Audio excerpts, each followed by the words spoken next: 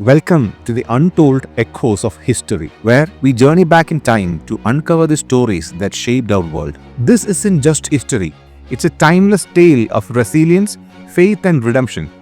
So, sit back, close your eyes, and let the echoes of this extraordinary night guide you into the heart of the story. The year was around 6 BC, and the world was gripped in anticipation. The Jewish people, whose faith was rooted in the ancient promises of God, had long awaited the coming of a Messiah, a Savior foretold to restore the glory of Israel and deliver them from their oppressors. This hope was deeply embedded in their spiritual and political identity, passed down through generations of exile, conquest, and longing. For centuries, Jewish prophets like Isaiah and Micah had offered visions of this promised Messiah. Isaiah spoke of a miraculous birth. Micah, meanwhile, prophesied that the Savior would be born in the small town of Bethlehem. But it wasn't just a spiritual promise, it was a political one too. Israel had been oppressed by foreign powers for centuries. For the past 63 years, the Romans had ruled over Judea, a land steeped in Jewish tradition. Their empire stretched across the Mediterranean, enforcing harsh taxes, quelling uprisings, and exercising control over local leaders. The people of Judea were yearning for freedom, for the fulfillment of this ancient prophecy that promised a king who would restore their independence and bring about an age of peace and justice. Judea was a land in turmoil. Herod the Great, a ruler installed by the Romans, was both a master builder and a brutal tyrant. He had expanded the Second Temple in Jerusalem, turning it into a glorious monument. But his rule was marked by cruelty and suspicion. Herod had executed several of his own sons, fearing they might plot against him. His reign was a time of internal strife, political manipulation, and constant tension between the Jewish people and their Roman overlords. The Jews were divided in their response to Roman rule.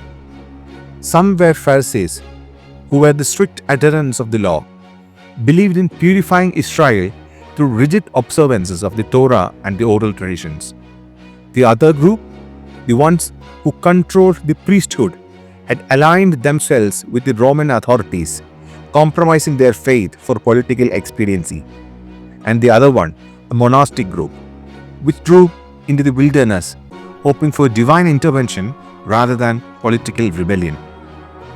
Meanwhile, the Roman Empire loomed large over the land, its soldiers patrolling the streets, its governors enforcing laws, and its tax collectors collecting ever-increasing taxes from the already impoverished people. In this oppressive atmosphere, the hope for the Messiah was more than just a theological ideal. It was a desperate cry for deliverance. Judea itself was a land of striking contrasts.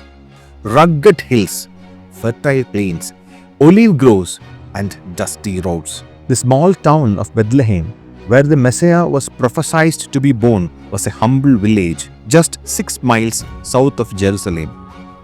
It was a town that rarely featured in the grandeur of history, but it held immense significance as the birthplace of King David. Most of the Jewish population lived simple lives. The men worked as farmers, shepherds, or craftsmen, while the women tended to households, preparing food and weaving textiles. Homes were modest, constructed from mud, bricks, or stone, with flat roofs where people could sleep on warm nights or store grain. The social life revolved around religious festivals, the most important being Passover, when Jews would pilgrimage to Jerusalem to celebrate their liberation from Egyptian slavery. The Jewish calendar was marked by the rhythms of agriculture, with holidays like Shavuot and Sukkot tied to harvests. Their clothing was very simple: tunics for men, long robes and veils for women, and sandals made of leather for all. Fabrics were often dyed with indigo or scarlet, and wool or linen were the primary materials. The people lived mostly on bread, olive oil, lentils, and dates, with meat being a rare delicacy.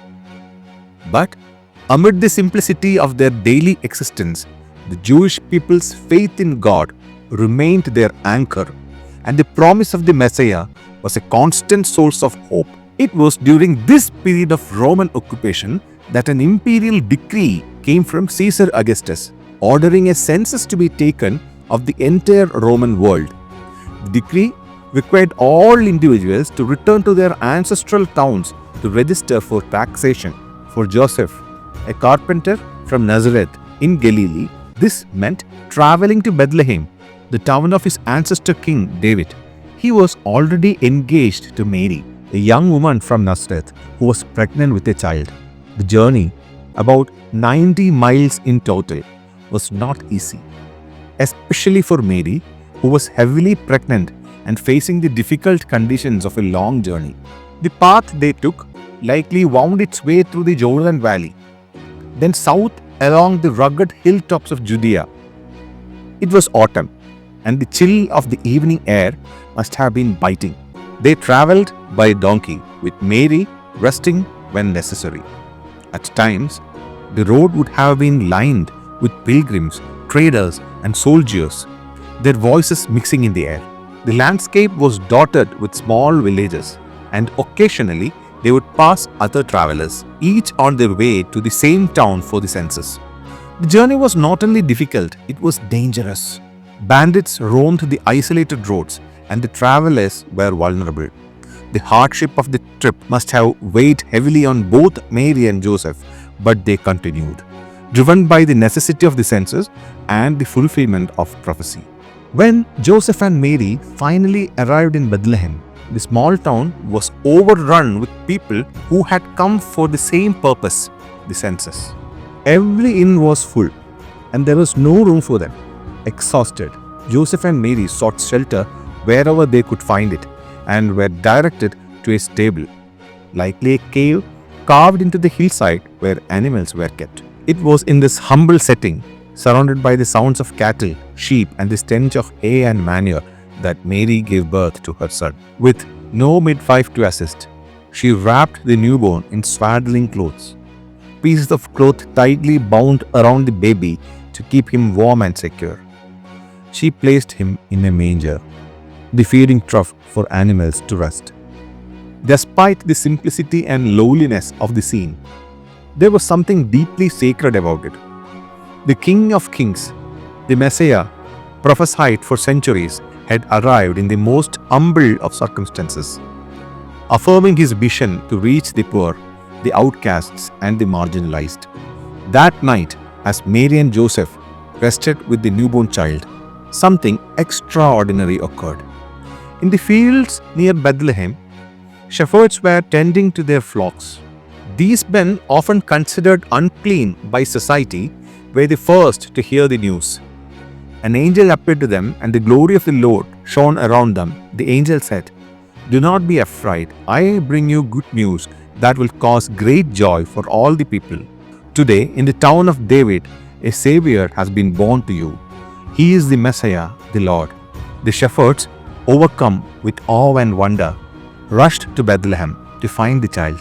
There, they found Mary, Joseph, and the baby lying in the manger. They told Mary and Joseph what the angel had said, and all who heard their story were amazed. Far in the east, Magi, wise men, scholars, and astrologers observed a star unlike any they had ever seen.